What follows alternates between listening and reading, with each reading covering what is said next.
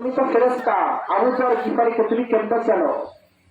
সেই জিব্রাইল ফেরেশতা বলতেছে, আবু যরকে তো আমি একা চিনি না, আকাশের যত ফেরেশতা আছে সবাই চেনে। সুবহানাল্লাহ বলেন। আল্লাহ রাসূল বললেন যে তার এত সন্তান প্রসঙ্গে কেন? জিব্রাইল ফেরেশতা বলতেছে, দুইটা কারণে আকাশের ফেরেশতারাও তাকে চেনে। আল্লাহ তার মর্যাদা বাড়িয়ে দিয়েছেন দুইটা কারণে। এক নম্বর কারণ, সূরাতুল ইখলাস কেউ যদি তিনবার পড়ে একদল কোরআন খতমের সওয়াব আল্লাহ তার আমলনামায় দিয়ে দেয়। এই সূরাতুল ইখলাস সে একবার পড়েছে, সূরা ইখলাসের সওয়াব তার আমলনামায় এত জমা হয়েছে, অন্য কোন সাহাবীর আমলনামায় সূরা ইখলাসের সওয়াব এত বেশি জমা হয় নাই। আরেকটা আমল হলো, সে এত ধনী থাকার পরেও দুনিয়ার প্রতি এত আসক্তি ছিল না। সে নিজেকে এত ছোট মনে করত, যাকে কিনা আল্লাহ রাব্বুল আলামিন দুনিয়াতে জান্নাতের সার্টিফিকেট দিয়েছেন, যে কিনা দুনিয়াতে জান্নাতের সার্টিফিকেট দিয়েছেন, তার কি কোনো চিন্তা আছে? কথা বলেন। এই জান্নাতের সার্টিফিকেট পাওয়ার পরে সে এত রব্বুল আলামিন যদি জাহান্নামে দেওয়ার মতো কাউরে বানাই, আমি আবু যরকে বানিয়েছে। সারাক্ষণ কান্নাকাটি করতো, আল্লাহর কাছে নিজেকে সঁপে দিত, আল্লাহর কাছে দোয়া করতো, আল্লাহ জাহান্নামে যে গুনাহ করেছি, অন্যায় করেছি, আমার জাহান্নাম ছাড়া কোনো গতি নাই। এই দুইটা কারণে আল্লাহ রাব্বুল আলামিন আবু যর গিফারির মর্যাদা বাড়িয়ে দিয়েছে। ইয়া রাসূলুল্লাহ, ইয়া হাবিবাল্লাহ, আপনি জেনে রাখুন, শুধু আকাশের ফেরেশতা আবু যরকে চেনে না, আল্লাহওয়ালা কোন বান্দা যখন দুনিয়াতে থাকে, তাদের কার কথা প্রথম আসমানে, দ্বিতীয় আসমানে, একেবারে সপ্তম আসমানে এলান ঘোষণা করে দেওয়া হয়, গোটা বিশ্বের পানি করুকে জানানো হয়, আল্লাহ তার ওজন বান্দাকে দুনিয়াতে ভালোবাসে, তোমরাও তাকে মহব্বত ভালোবাসো। তাহলে নিজেকে ছোট করবেন। তওবা কবুলের এক নাম্বার শর্ত মনে রাখবেন, নিজেকে ছোট করা, নিজেকে তুচ্ছ করা। আল্লাহর কাছে সঁপে দিবেন, আল্লাহর কাছে দোয়া করবেন, আল্লাহ আমি তো অনেক গুনাহ করেছি, আমি অন্যায় করেছি। পাপ করে যদি কেউ স্বীকার না করে, তাহলে কি আল্লাহ তাকে মাফ করবে? মানুষ, আল্লাহ না শব্দের অর্থ মানুষ, মানুষের যে শাব্দিক একটা অর্থ হলো ভুল। মানুষ ভুল করবে, এটা স্বাভাবিক, ভুল হতেই পারে, কিন্তু ভুল হওয়ার পরে যে ক্ষমা চাই সেই হলো মানুষ। কিন্তু ভুল করার পরে যে ভুলের উপর স্থির থাকে সে হলো শয়তান। কে? শয়তান। শয়তান ভুল করেছিল না? আল্লাহ আদম আলাইহিস সালামকে যখন তৈরি করলেন, তৈরি করার পরে তাকে যখন সামনে উপবিষ্ট করালেন, আল্লাহ ফেরেশতাদেরকে বললেন আদমকে সিজদা করো।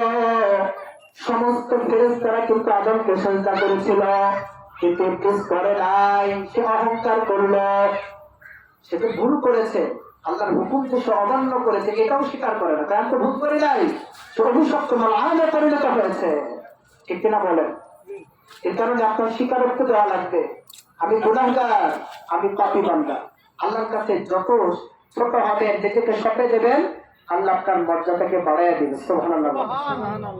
তাহলে এক নম্বর শর্ত কি? নিজেকে ছোট করা। দুই নম্বর শর্ত অনুতপ্ত হওয়া, অনুশোচনা করা। আপনি যে পাপ কাজ করেছেন, আপনার আফসোস আসা। ঠিক কিনা বলেন? এখন বর্তমান সময় জামানায় এমন একটা পর্যায়ে চলে আসছে যে পাপকে মানুষ পাপ মনে করে না, এটাও একটা গুনাহ। এতে সুদ ঘুষ খাওয়া, তাই না? তারপরে মানুষের হক নষ্ট করা, আরো মানুষ অনেক অন্যায় কাজ করে না, অনেক বড় বড় কবিরা গুনাহ করে কিনা, এটাকে মানুষ গুনাহ মনে করে? এটা গুনাহই মনে করে না। গুনাহকে গুনাহ মনে না করা, এটাও কিন্তু এক প্রকার গুনাহ। চিন্তা করতেছেন? একজন আল্লাহওয়ালা বান্দা, একজন প্রকৃত ইমানদারের বৈশিষ্ট্য কি? সে পাপ কাজ করার পরে তার দিলের ভিতরে অনুশোচনা আসবে, সে অনুতপ্ত হবে, আয় আফসোস, আমি যে অন্যায় কাজটা করেছি, আল্লাহর আসামির কাঁধে আমার দাঁড়াতে হবে।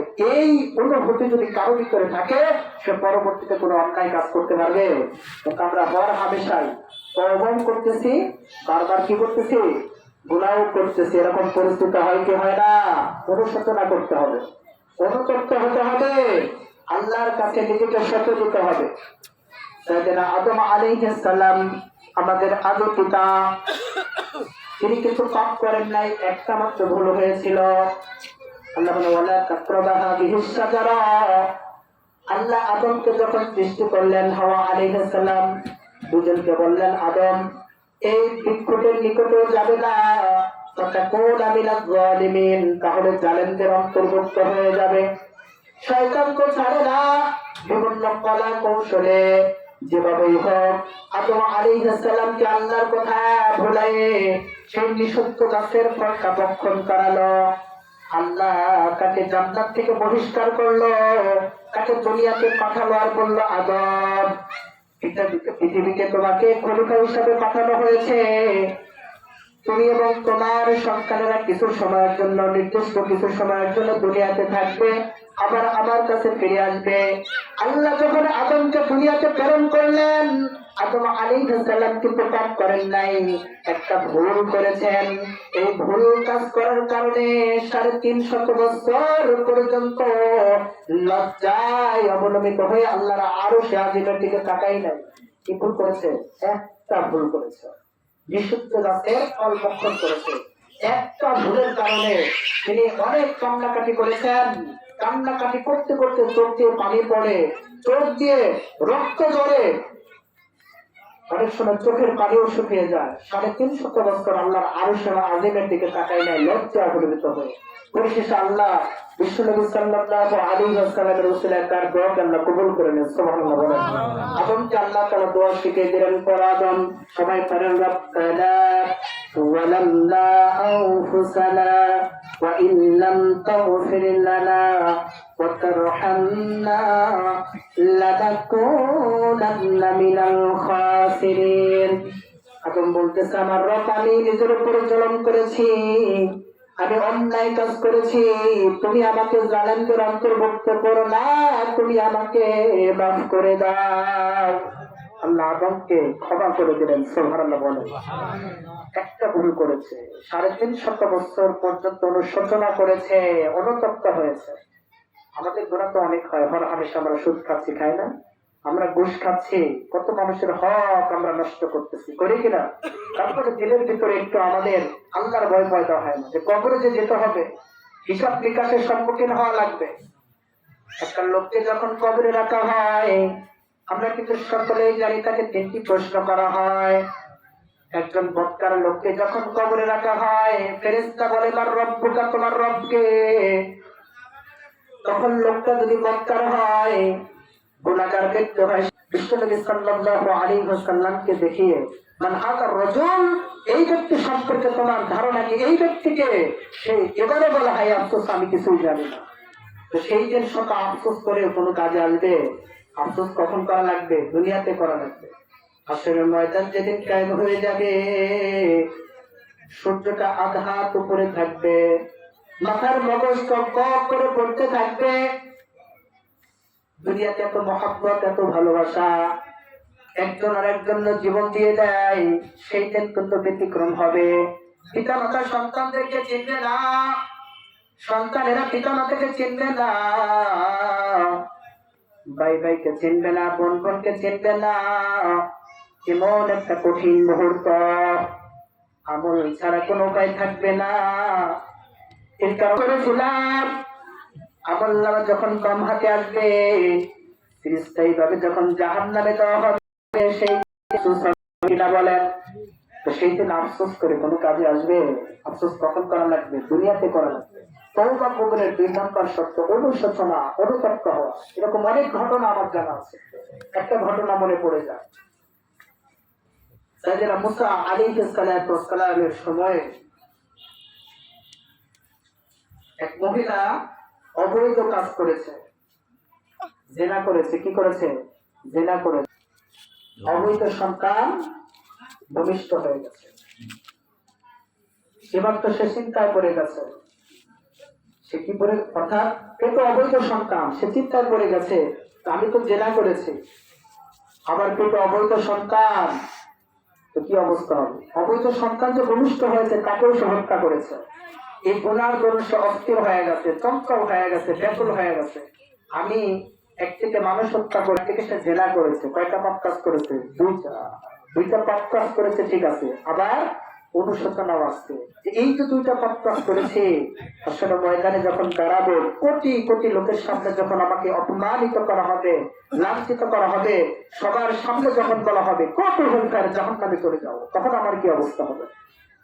মহিলাটা চলে গেছে সাইয়েদনা মুসা আলাইহিস সালামের দরবারে, এসে বলতেছে, নবী মুসা, আমি তো বড় একটা অন্যায় কাজ করেছি, পাপ কাজ করেছি, আমার আল্লাহ কি মাফ করবে?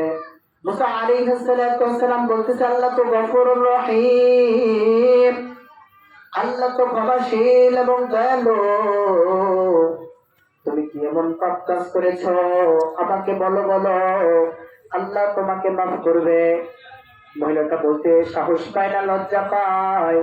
নবী মুসা অভয় দিলেন, সাহস দিলেন, চিন্তার কোনো কারণ নাই, আল্লাহ তো বান্দাকে ক্ষমার ঘোষণা করে দিয়েছে, তাকে দিলে তওবা করলে আল্লাহ তাকে ক্ষমা করবে।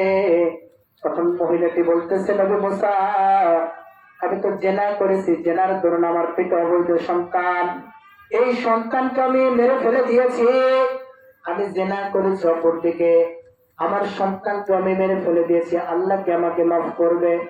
নবী মুসা তো রাগান্বিত হয়ে গেছে, চুলগুলো দাঁড়িয়ে গেছে। নবী মুসা বলতেছে, এত বড় পাপী তুমি আমার কাছে আসছো, দূর হও, এখান থেকে চলে যাও। এক থেকে জেনা করেছ, আর এক থেকে মানুষ হত্যার গুনাহ তোমার আমলনামায় যোগ হয়ে গেছে, এত বড় পাপীকে আল্লাহ মাফ করতে পারেন না। সেই মহিলাটা নিরুপায় হয়ে যখন চলে আসছিল, মহিলাটি যখন কিছুদূর চলে গেছে, আল্লাহ তাআলা জিবরাইল আলাইহিস সালাতু ওয়াস সালামকে পাঠিয়ে দিচ্ছে। জিবরাইল এসে বলতেছে, ইয়া রাসূলুল্লাহ, জিবরাইল বলতেছে, নবী মুসা আপনি কেন এই মহিলাকে পাঠিয়ে দিলেন? মুসা আলাইহিস সালাতু ওয়াস সালাম বলতেছে, এত বড় মহিলা পাপী, সে কেন আমার এখানে আসবে?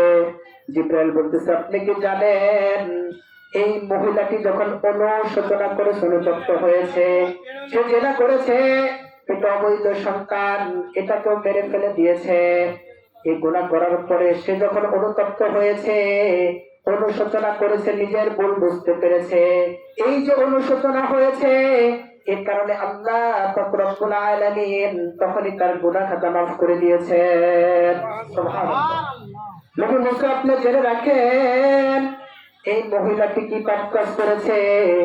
আপনি কি জানেন এর চেয়েও বড় পাপী আছে? নবী মুসা আশ্চর্য হয়ে গেছে। নবী মুসা বলতেছে, এত বড় একজন পাপী, এর চেয়ে পাপী আর কে হতে পারে?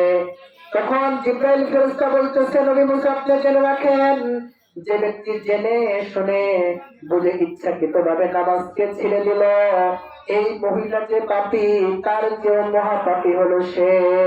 নাউজুবিল্লাহ। চিন্তা করছেন? এই ঘটনা থেকে আমাদের দুইটা শিক্ষা। কয়টা শিক্ষা?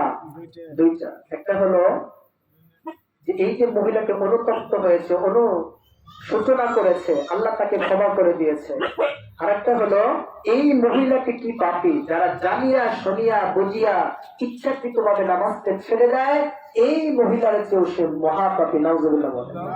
আজকে আমরা মুসলমান দাবি করি না, কিন্তু আমরা সালাত, আমরা কি নামাজ পড়ি? আল্লাহ রাসূল বলেছেন, মুসলমান এবং কাফেরদের মধ্যে পার্থক্য সালাত।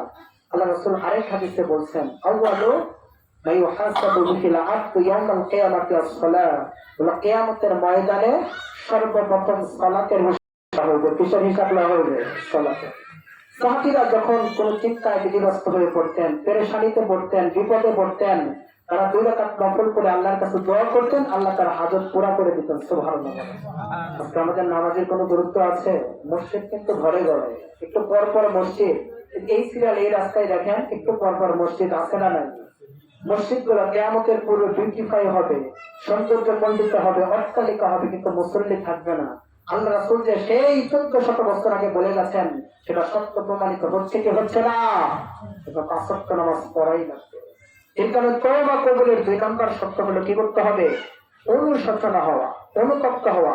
এই অনুশোচনা করে কেউ যদি চোখের পানি ফেলে, এটা নাকের ডগা দিয়ে জমিনে পড়ার আগে আল্লাহ তার বান্দাকে ক্ষমার ঘোষণা দিয়ে দেয়। সুবহানাল্লাহ। সম্মানিত হাজিরিন, আল্লাহ রাসূল সাল্লাল্লাহু আলাইহি ওয়াসাল্লামের দরবারে এক সাহাবী আসছে।